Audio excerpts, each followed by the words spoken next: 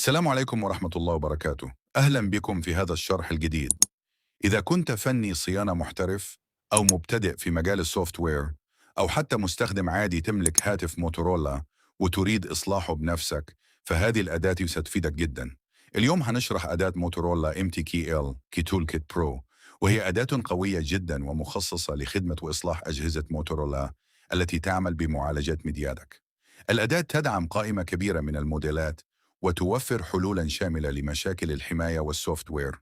تنويه هام جدا: ملف الأداة محمي بكلمة سر لفك الضغط، وكلمة السر ستظهر أمامكم داخل الفيديو أثناء الشرح، لذا تابعوا الفيديو بعناية لتتعرفوا عليها.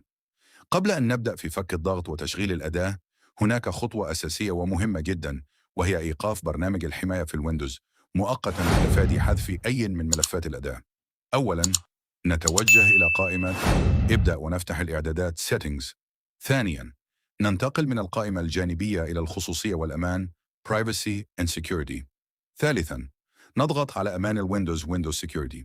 رابعا، ندخل على الحماية من الفيروسات والمخاطر Virus and Threat Protection.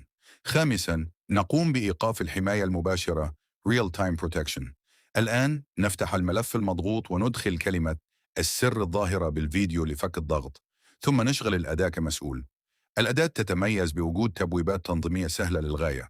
تبويب Devices SoCs لاختيار موديل هاتفك بدقة من بين العشرات من أجهزة موتورولا المدعومة.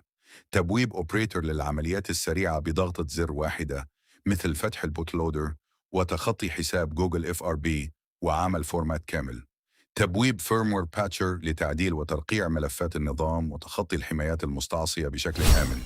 تبويب Unlock Fastboot لقراءة بيانات الهاتف وتوليد كود فك البوتلودر الرسمي. وتبويب XML Flashing لتفليش الرومات الرسمية واستعادة النظام. والآن أترككم مع المتابعة العملية لبقية مميزات وواجهات الأداة على الشاشة مع الموسيقى لتشاهدوا الخطوات بوضوح.